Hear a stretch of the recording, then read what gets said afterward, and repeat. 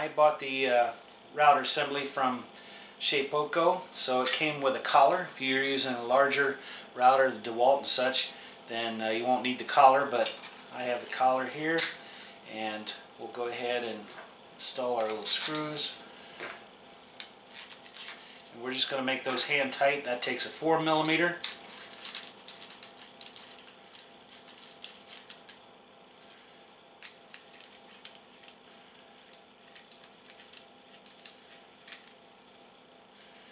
Okay, now we're ready to assemble that onto our Z-axis. So with the Z-axis facing upright and our logo of our Carbide 3D, we'll set that into position. Take our 4 screws, and that takes a 4mm, and we'll go ahead and tighten those down.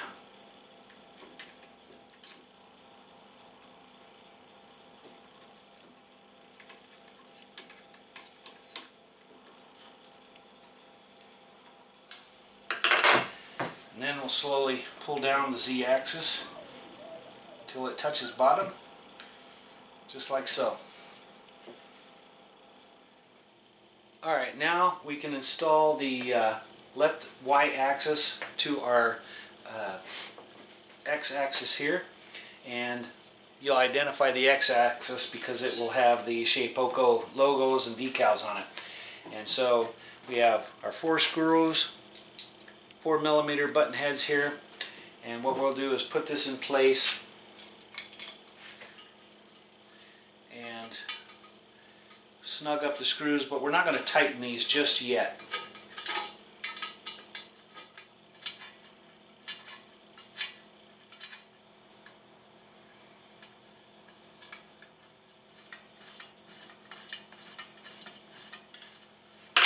Alright, that side is connected.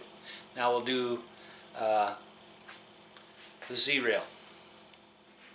So now we're going to take our Z-axis, we're going to position that on our rail and line up our V-grooves, slide that in, put that there in the center just like so.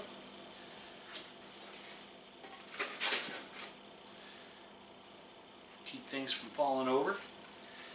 And then we'll take our right Y-axis and we'll go ahead and snug up the bolts for those.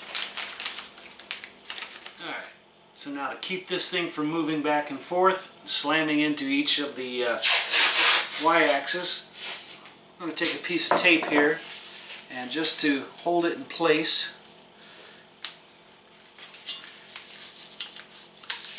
we'll kind of do that. Put a couple pieces on there just to make sure it doesn't slide back and forth anywhere.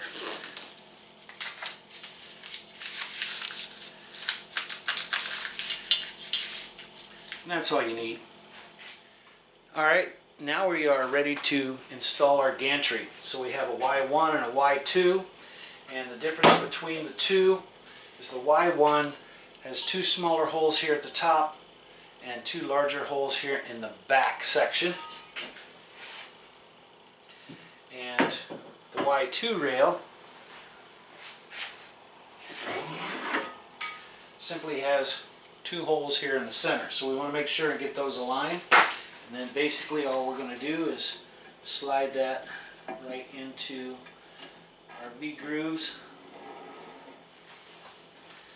of our rails. So we'll set that there.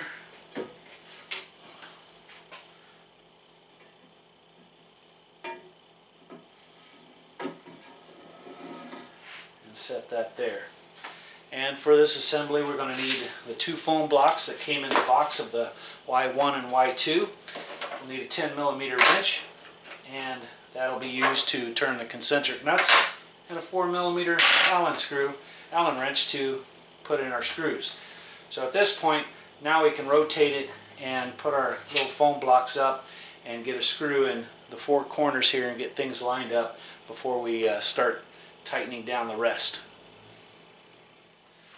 Alright, so I've turned the gantry, positioned in between my end rails, Now I'm going to go ahead and position one screw here on the end and slowly lift up this gantry just a little bit.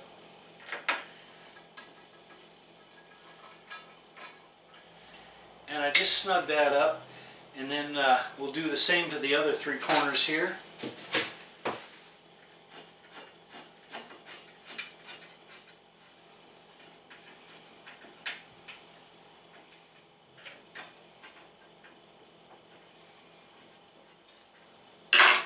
Now, when I installed the side rails on my gantry, because they are very loose, and then when I tried to rotate to get it in between the end rails, if you tilt it left and right one way or the other, these rails want to shoot out on you. So you might want to, if you're by yourself, put a piece of tape around the x-axis here so it doesn't move back and forth, and you'll find it works better. So one of these almost ran out and spit itself out on the floor, so I was able to save that.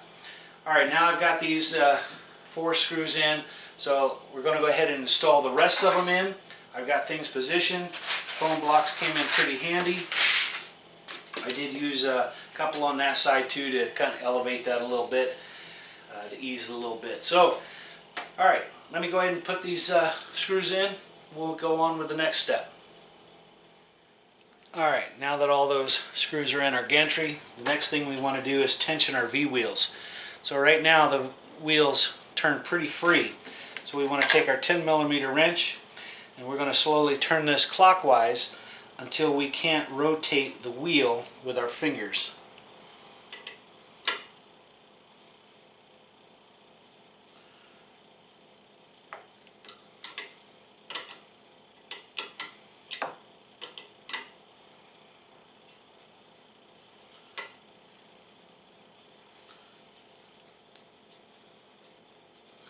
It's just touching and just stops that wheel from turning. So we'll do the same to the back here.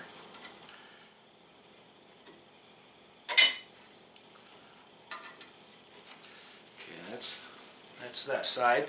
So now I'll do the opposite side, and then I'll also do the x-axis, and once we get all those wheels done, we'll go on to the next step.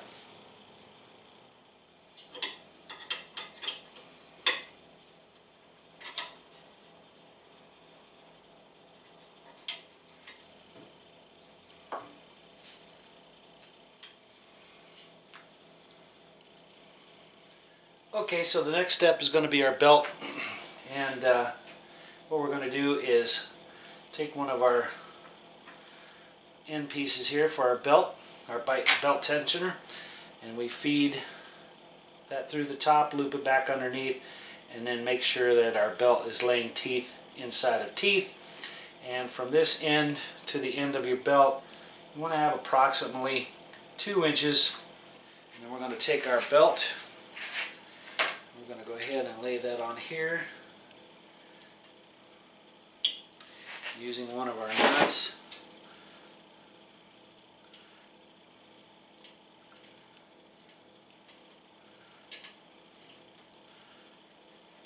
And that takes a 4mm.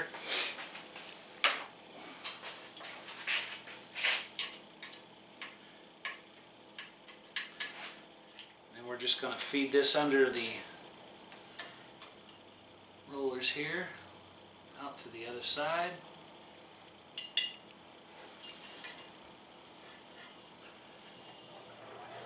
Make sure our belt is not twisted. So now we have our belt laying under the wheels here in the back, and the next thing we do is we're going to pull that belt up over the pulley on the inside. So let me position the table, get a shot of that. Okay, so with our belt laying across our gantry here, we just want to take our little 3mm Allen head, and we're going to try to slip it under this belt here and pull it up under the wheels onto our motor. Here we go. And then we'll just pull out any slack that we have. Then we have our belt tensioner, and we're going to go ahead and run that through the back slot and also out the front. And when we set this down, we want to have about 1/4 of an inch clearance between the belt tensioner and our rail here.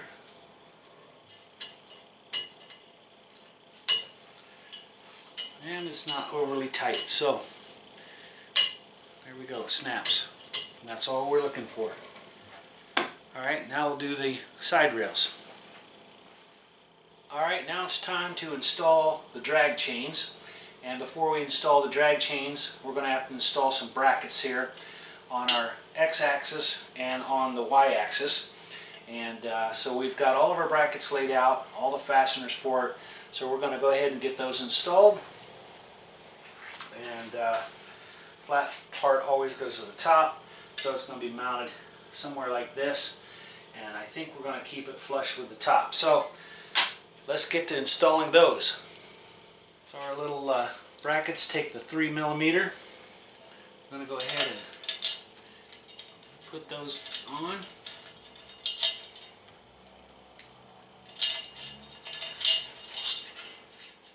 I'll go ahead and finish installing these, and then we'll work on the y-axis.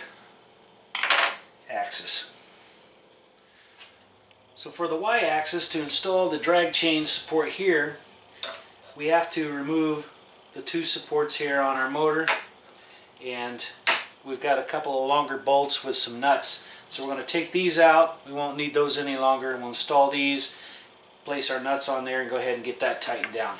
That takes a 4mm.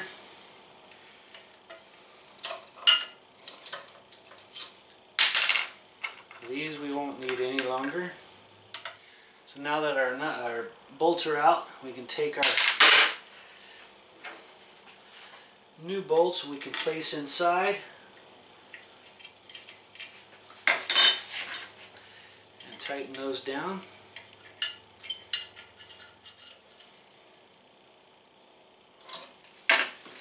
Now we can take our bracket here and we can install our nuts.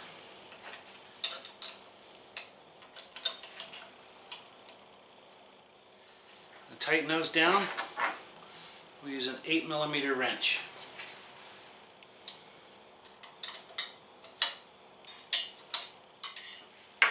There. Now we can go ahead and install the brackets here on the side of our Y rail. And this is the Y1 rail.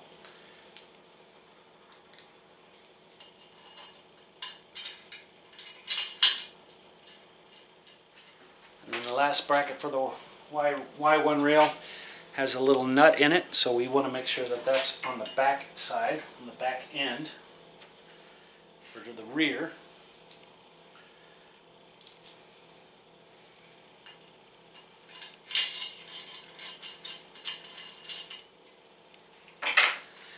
Now we install it on the Z-axis. So we have a longer bracket with 2 little nuts on the inside. And that's going to use our 4mm. And we'll just put that right there.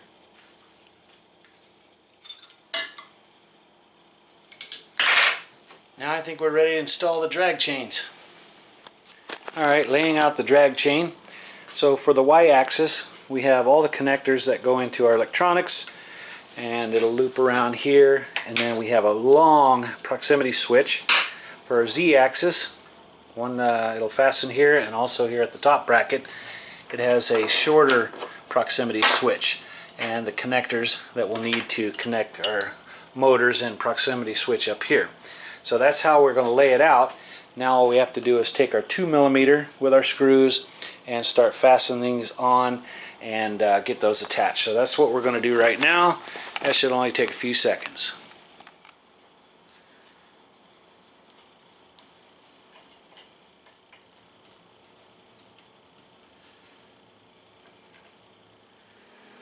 Alright, now our drag chains are installed. We have the 2 screws here on the top, and we have the one here in the back. And we also have one screw there, and that is it. The rest just lay on top of the supports, and we have 2 screws right in here. So that is what holds the drag chain in. Now is the limiting switches. So we have the Y-axis, we also have the X-axis, and the one for the Z came mounted onto the X drive, so, or Z drive. Alright, so let's get those installed, and then we can start plugging things in.